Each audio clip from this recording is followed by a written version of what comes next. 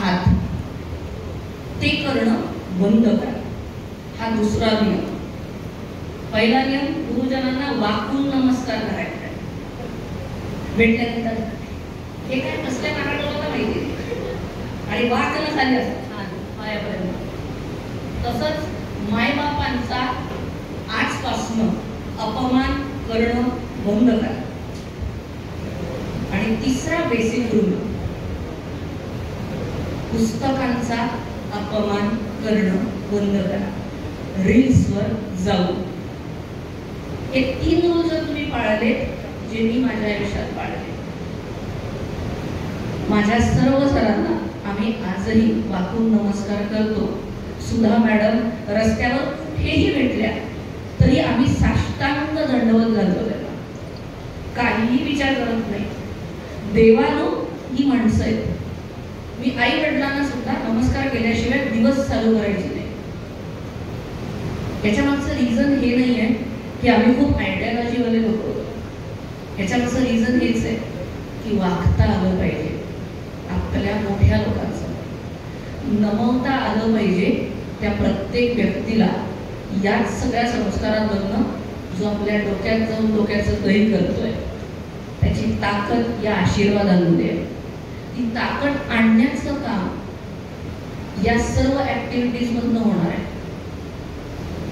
खरं सांगते, ज्या दिवशी तुम्ही ही प्रॅक्टिस तुमचा हॅबिट बनेल आणि तुमच्या हॅबिटमधनं तुमच्या डोक्यांमध्ये हे रुजेल, त्या दिवशी तुम्हाला कुठलाही इंटरव्ह्यू क्रॅक करायला वेळ लागणार नाही.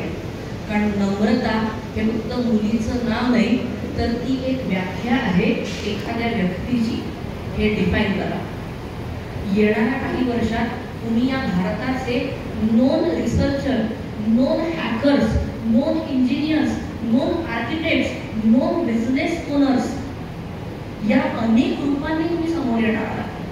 माझा तुम्हा सगळ्यांना एकच शेअरिंग एक्सपिरियन्स आहे.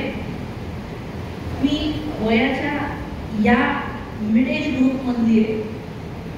आता 6 महिन्यांपूर्वी I am certified AI prompt engineer नाव. मला दिवसभर वेळ लागत नाही सर. मी माझा क्विकली शेड्यूल सांगते. सकाळी 4:30ला शेड्यूल चालू होतं, रात्री 12:30ला संपतं. 12:30 ते 3:30-4 या दरम्यान झोप घेतलेली आहे मागच्या 12 वर्षांपासून. सकाळी 4:30ला उठून काय करते बाई? तेव्हा तर स्वयंपाक बनवावा लागत नाही. नो, तेव्हा सगळं डिजिटल मीडिया सांभाळलं जातं. तेव्हा सगळ्या मॅनेजर्सला इन्स्ट्रक्शन प्रोव्हाइड केल्या जातात, कारण त्याच्यात एक्स्ट्रा थॉट प्रोसेस येत नाही. भराभर इन्स्ट्रक्शन दिल्या जातात. त्याच्यानंतर रिसर्च केला जातो, कुठे कुठे पूर्णब्रह्मचे सेटअप करण्याची गरज आहे, जे एक्झिस्टिंग सेटअप्स आहेत त्याच्यावर काय इम्प्लिमेंट करायचं आहे, कालच्या रात्रीचा गल्ला कितीचा उचलला गेला आहे, किती बिझनेस एक्सपेन्स झालेले आहेत, कुठे आपल्याला बॉटम लाईन आणि टॉप लाईनचं अरेंजमेंट करायचं आहे. रोजचा बिझनेस लाईन, रोजची बॅलन्स शीट, रोजचा एक्सपेन्स, रोजचा प्रॉफिटेबिलिटी हे रोज लिहून काढलं जात आहे आणि हे रोज चेक होतं. माझे 5000 सेंटर्स झाले तरी एआयच्या मदतीने हे 5000 बॅलन्स शीट रोज बनतील आणि रोज चेक करू याच्यासाठीचे प्रयत्न त्या सकाळच्या वेळात चालतात, कारण तेव्हा भारत देश झोपलेला असतो. तुमच्याजवळ एका वर्षात किती महिने आहेत? माझ्याजवळ 14 आहेत. रिझन सांगू का बरं? कारण तुम्ही सगळेजण 7 वाजता उठताय किंवा हद्द झाली 6ला उठता. रडत खडत 11चं जर लेक्चर असेल तर 9:30 पर्यंत आडवे गाव गोळा करून झोपलेले असतात. ती आई बोंब मारत असते, उठ ग, अगं जा कॉलेजला. तिला काही घेणं देणं नसतं तुम्ही काय तिथे शिकता. एकदा पाठवलं पोचली की शिकली, असा तिचा मेन मुद्दा असतो आणि त्याच्यात तुम्ही आडवे झोपलेले असतात. आम्ही 4च्या आधी उठणारे लोक, म्हणजे 3 तास आधी. पर डे 3 आवर्स माझ्याजवळ जास्ती आहे तुमच्यापेक्षा. आता एका महिन्याचं कॅल्क्युलेशन करा. 3 गुणिले 30 90 तास माझे जास्ती झाले. आता 12 महिन्याचं कॅल्क्युलेशन करा, माझ्याजवळ 2 महिने जास्त झाले.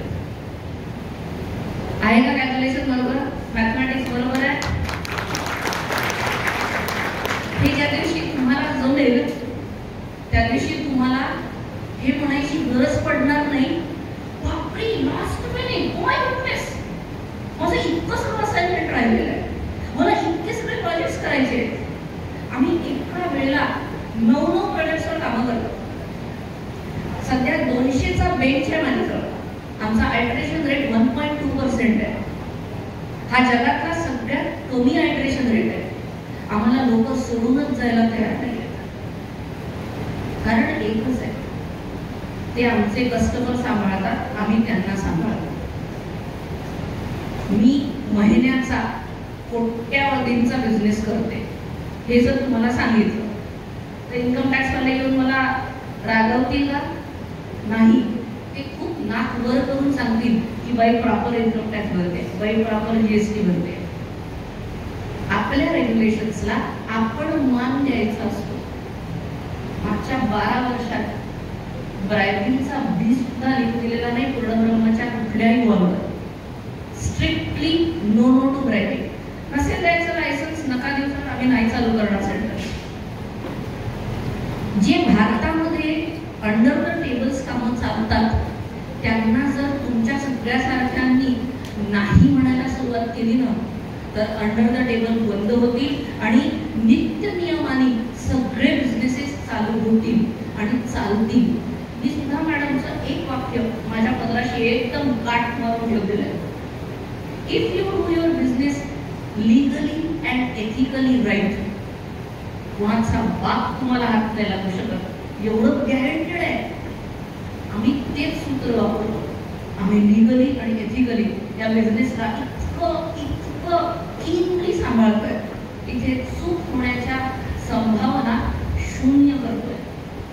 आय एम नॉट सेइंग की 100% वी आर बेस्ट, कारण human errors will be there, but we are the first Indian restaurant brand who has developed a code system in a recipe. जेव्हा मला इंटरनॅशनल ब्रँड सोबत direct hit होता किंवा competition international brand सोबतची होती, कारण भारतात नाही तर भारताच्या बाहेर सुद्धा सेटअप उभे करायचे होते. मला माहिती नसलेल्या देशांमधून सुद्धा आम्हाला कॉल्स येतात. परवाचीच एक व्हॉट्सअपची एक्सपिरियन्स शेअर करते की त्या बाई तिथल्या स्टुडंट काउन्सिल्सच्या इंटरनॅशनल काउन्सिल सोबत बोलून तिथल्या इंडियन मुलांसाठी पूर्णब्रह्म चालू करा असं रशियन गव्हर्नमेंटला सांगतात. त्याने इमॅजिन द रीच.